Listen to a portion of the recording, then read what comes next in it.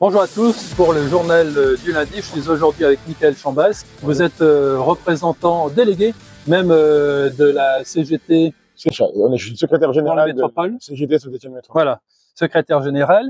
Et on est là aujourd'hui pour le mouvement de grève qui s'est déclenché il y a un petit peu plus d'une semaine, le mouvement de grève des éboueurs. D'où est-il venu ce mouvement? Ce mouvement, il est venu il y a en 2023, en juillet 2023, où on a eu une refonte des tournées sur le secteur de Saint-Étienne, où il y avait eu un premier mouvement de grève en amont, en avril 2023, où on dénonçait un changement de fréquence de collecte. Vous étiez à 3 tournées, c'est ça? On était à 3 tournées par semaine et on est passé à 2 pour la plupart, et sur les zones pavillonnaires et les zones résidentielles, à un passage par semaine.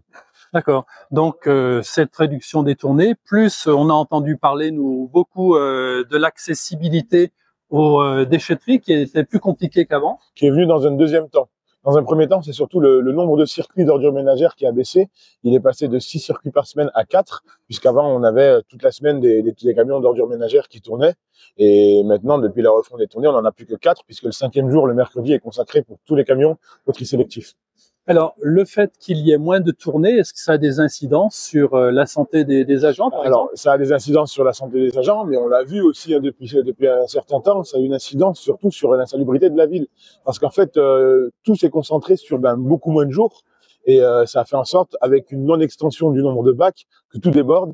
Et on retrouve souvent des sacs en dehors des poubelles, des contenants qui sont pas en nombre assez suffisant dans le centre-ville notamment et dans l'hypercentre de Saint-Étienne. Et aujourd'hui, on se renvoie la balle un peu entre les services de la ville et de la métropole, à savoir qui doit ramasser ces sacs, qui au final proviennent de la gestion des déchets, mais qui se retrouvent dans la rue, donc qui devrait être une compétence de la ville. Donc on se renvoie un peu la balle.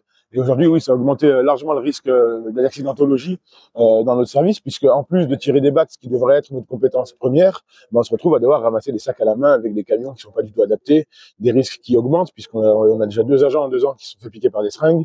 Et donc voilà, on cherche déjà une reconnaissance de tous ces changements de nos conditions de travail, et une valorisation aussi des agents sur ce point-là, notamment financière, de la part de la métropole, qui n'arrive pas à accepter le fait que nos conditions de travail se sont largement durcies et que les risques d'accident sont en nette hausse aujourd'hui. Alors, on parle de points noirs. Est-ce que les points noirs sont concentrés sur Saint-Étienne ou c'est sur l'ensemble vraiment de la métropole où il y a des difficultés? Aujourd'hui, il y a des points noirs sur Saint-Étienne, il y a des points noirs partout dans l'ensemble de la métropole, mais il y a surtout une généralisation du poids des poubelles qui a évolué, étant donné que du coup, on a tout concentré et que les poubelles sont de plus en plus lourdes et de moins en moins nombreuses. Il faut comprendre aussi qu'en 2023, il y a eu 2 événements qui ont atteint pas mal le nombre de bacs sur les communes. C'est la réforme des retraites et les manifestations qui les ont suivies, et les émeutes de Noël, où il y a eu un très grand nombre de bacs qui ont été incendiés et vandalisés. Et il y a eu par la suite toutes les communes qui se sont mis à en commander en même temps, donc à flux tendu, qui a fait en sorte qu'on ne puisse pas, nous, augmenter en tout cas le nombre de bacs comme on le souhaitait sur le territoire. Par la suite, ça s'est plutôt arrangé, mais l'investissement n'a pas suivi et le retard qui a été pris n'a jamais été comblé.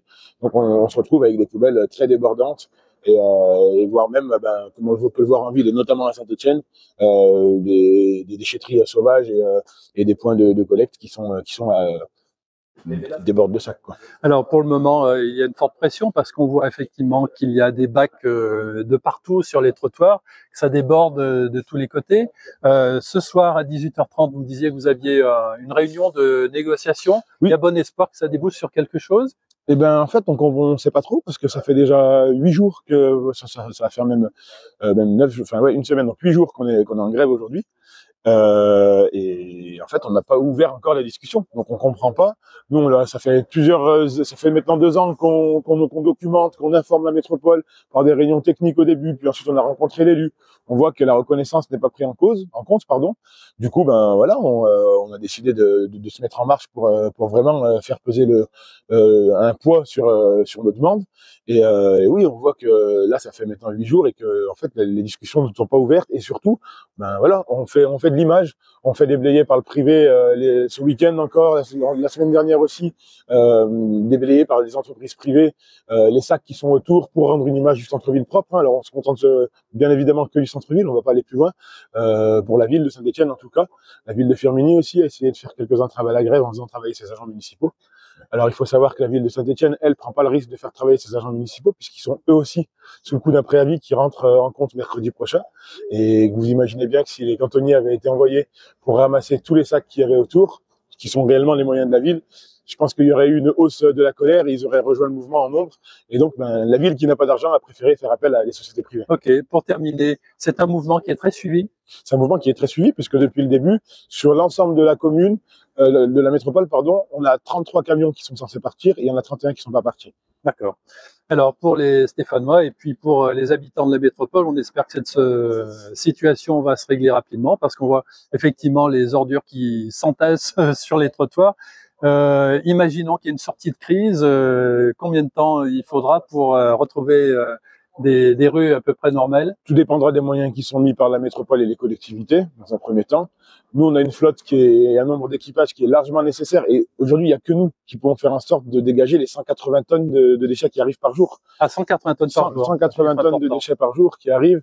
On est à 683 à peu près tonnes par semaine. C'est les chiffres de la métropole. On ne peut pas trop les contester puisqu'il n'y a que qui aujourd'hui sont en mesure de les fournir. Mais voilà, oui, c'est énorme. Mais on a aujourd'hui la capacité, en adaptant notre rythme de travail, en 2, 3 jours, 3, 4 jours, en une semaine, grosso modo, à revenir sur un rythme normal et à reprendre une vie normale pour tout le monde, une vie normale qu'on demande et qu'on souhaite. Aujourd'hui, si les négociations traînent, c'est pas de notre faute comme ils essaient de le faire croire. Nous, on est là, on attend les ouvertures des négociations. On a dû attendre 8 jours pour que ça s'ouvre. On trouve pas ça normal au vu de l'ampleur du mouvement, au vu des dégradations pour les habitants. On leur a dit aussi, hein, la grève, on veut pas venir faire grève pour rajouter des déchets sur des déchets. On savait qu'il y en avait déjà suffisamment. Et voilà, il y a pas eu d'entente dès le début, il n'y a pas eu d'écoute de la part de la métropole, de prise en compte de l'évolution de nos conditions de travail. Aujourd'hui, on en est là, on ne veut pas lâcher non plus, et on lâchera pas s'il faut que ça dure, parce que les négociations n'aboutissent pas, ça durera. Michael Chambas, merci de cet entretien. On suivra naturellement l'évolution de ce dossier en espérant qu'il y ait des négociations qui s'ouvrent et que ça débouche sur quelque chose de positif. Bonne journée à tous sur 42 TV et à très vite. Merci.